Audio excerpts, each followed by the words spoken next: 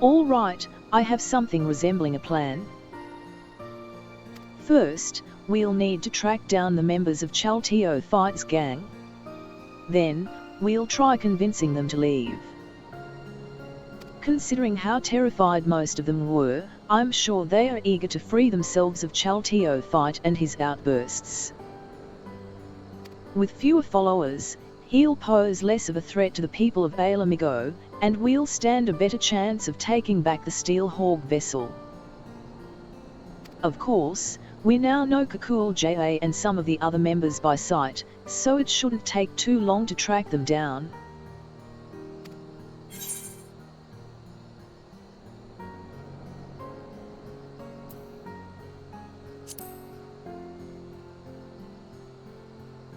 Ha ha, rest assured, I'm already a step ahead of you. Besides, if your role is to fend off bandits and the like, mine should be to gather information and whatnot. Does that sound fair to you? As it happens, our resistance friends stationed here had some interesting news to share. Apparently, the two men posing as merchants that we met before were spotted nearby, engaging in trade and conversing with caravan owners, all to nefarious ends, no doubt. They were last seen in a place called Alagana, so we should head over there right away. They both wear turbans, and one has a beard. Assuming they haven't changed their disguises, they should be easy to find.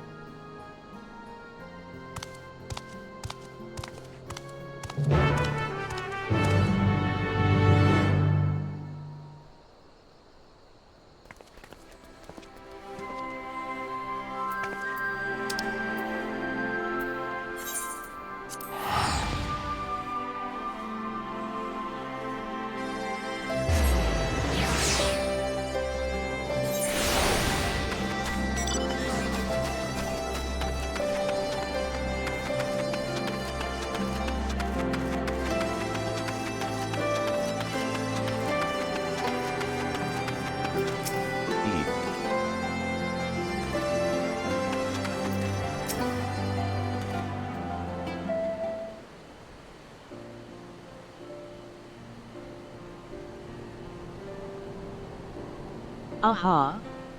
Good work, Miqo'te.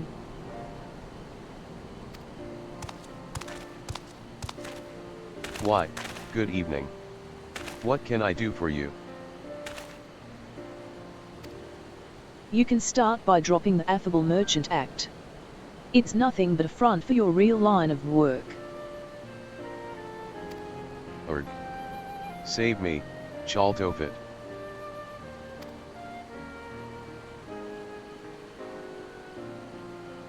Is that what you really want? You seemed so scared of him before. Look, we are not here to hurt you, we just want to retrieve the vessel. If you explain what's going on, we might even be able to help you. Why don't you start by telling us your names?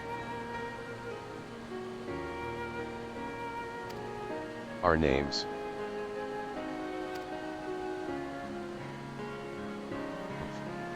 Come to think of it, not once did Chalteophyte ask us that. It was always, you there, or some undeserved insult instead.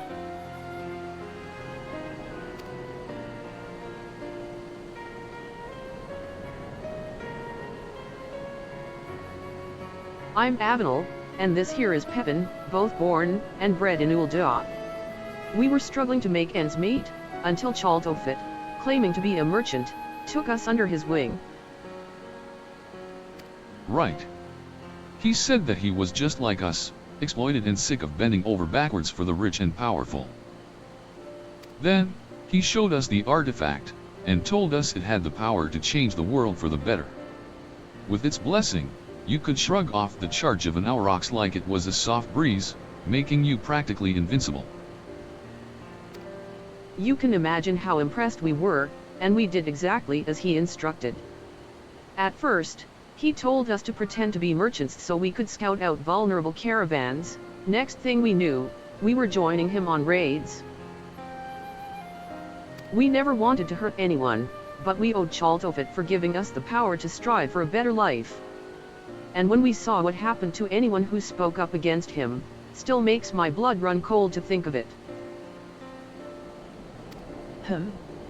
Chaltofit mentioned before that he's also from Uldar, assuming he was telling the truth, that is. It seems to me his gang is mostly formed of people from a similar background, but what about Miqo'te? He's a mercenary, correct? Yes, hired by Chaltofit. He's so skilled that I doubt he even needs the blessing. Normally, he keeps to himself, but he once told me about his homeland, an ocean away.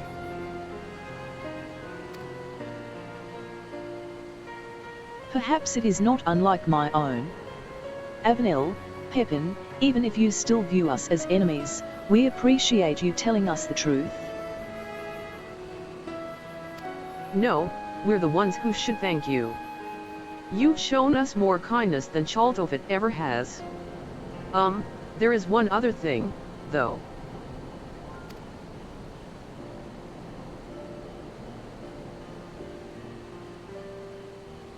Although you know about the crimes we've been party to, could you give us some time to straighten things out? Once this is all over, we'll turn ourselves in, I promise.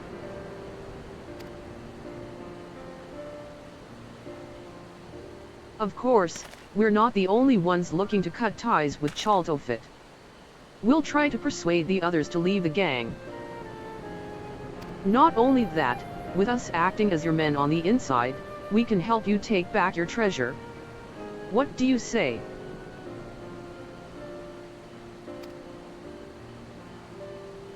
This plan might just work. Count us in. We'll tell the resistance soldiers to hold off for now, and give you the chance to put things right. You won't regret it. We'll return to the den and talk to the others. Until next we meet, be careful.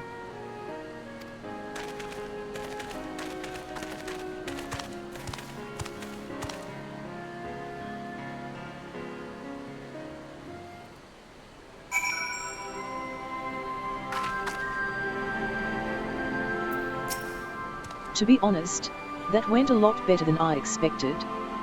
And although it was fairly obvious from the outset, they confirmed my suspicions about Miqo'te traveling here to find work as a mercenary. Do you remember his reaction when we first encountered him? I've a feeling he and I are both from a similar part of Troll, and he was surprised to see someone like me here in Eorzea. Whatever the reason, he's let us go twice now. He may be aiding and abetting a nefarious criminal, but I refuse to believe he's a bad person. I think it's worth talking to him, and for that, we'll need to create an opportunity. The way he spoke about his homeland to Avenel and Pepin means he probably misses it, which gives me an idea. Where I come from, we have a tradition of using incense burners, and if Miqo'te's village is anything like mine, that fragrance will remind him of home. Then, just when he's feeling all homesick and vulnerable, we make our move. The incense itself is made from copal, a type of tree resin. Do you think you could collect some of that while I gather the other ingredients? I actually came up with this idea back in Ailagiri and asked our resistance associate where we might find copal. The good news is that there should be some in a place called the Last Forest. The bad news is that the smell attracts all sorts of horrible creatures, so try not to get eaten.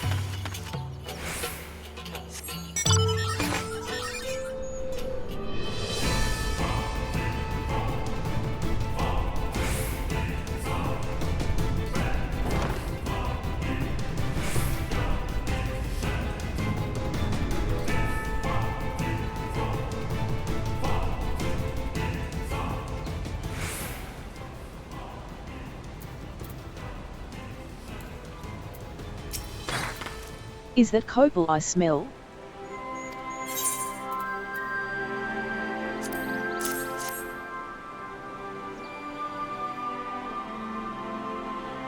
Oh my, this is quite the find. Once I mix this with the other ingredients, we'll have a batch of traditional incense ready for burning. Unfortunately, the preparation takes a little while, so in the meantime, perhaps you could begin the search for Kakul JA. According to the locals, a Mamool JA has been seen near the river which runs through Rustrock.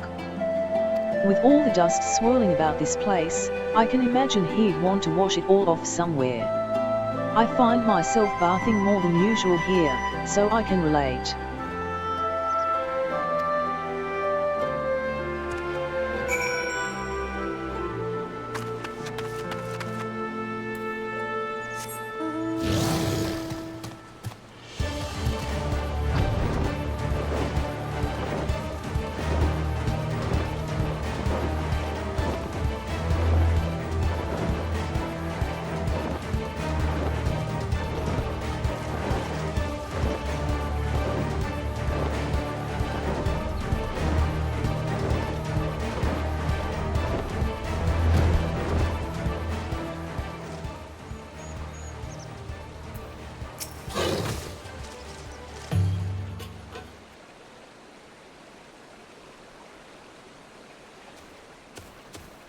What are you doing here? Oh. There you are.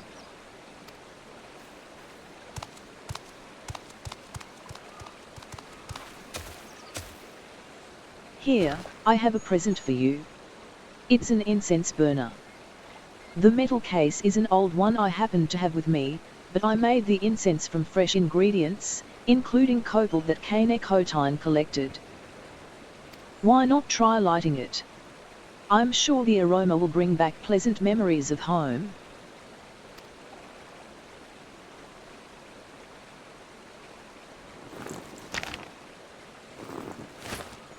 There's no need.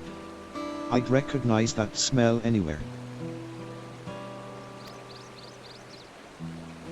But as much as I long to return home, I'd rather not be reminded of what I left behind. What I might never see again. As things stand, I've no choice but to continue working as Miqo'te's mercenary, no matter what crimes he commits.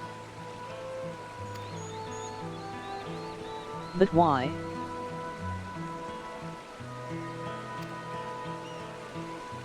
The fare for a ship back to Dawntrail is enough to buy a mansion here in Eorzea. At least, that's what Miqo'te told me. He said that if I serve him loyally, he'd cover the cost of my journey home. Hold on a moment.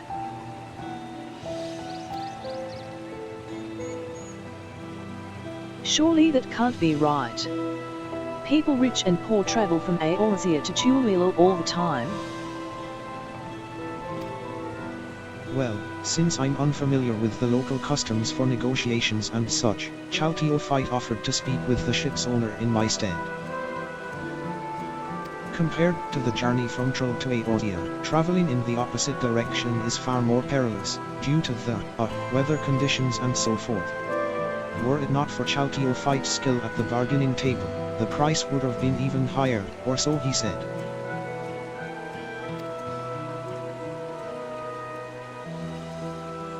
I've been played for a fool, haven't I?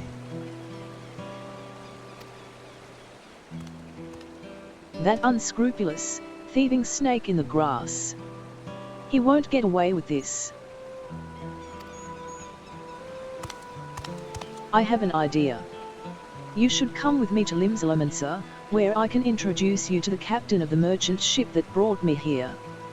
He's sure to give you passage home for a fair price. To tell the truth, I was rather hoping you'd join us in our cause, but you've already been through enough. Getting you home safe and sound comes first. I don't know what to say. Thank you for your kind offer, but I have unfinished business here.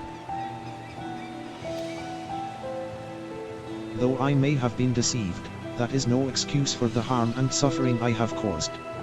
I alone must settle the score with Miqo'te, once and for all.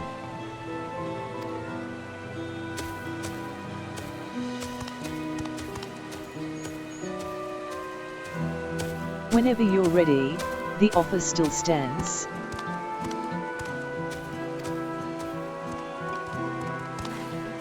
It's a pity we couldn't join forces, but he's got to do things his own way, I suppose.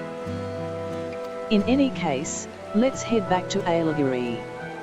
With all those soldiers around, at least we won't have to worry about bandits, which is more than I can say for this place.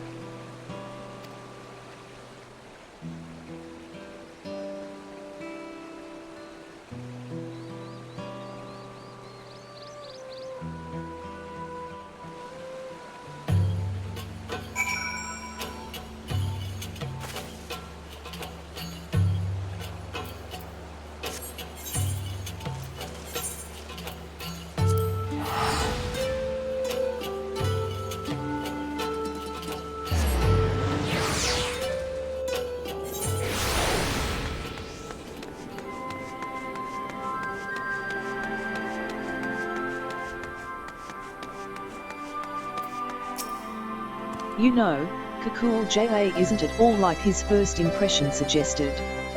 He was actually rather sweet, and perhaps a touch naive. Still, we can't blame him for being taken in by Miqo'te's lies.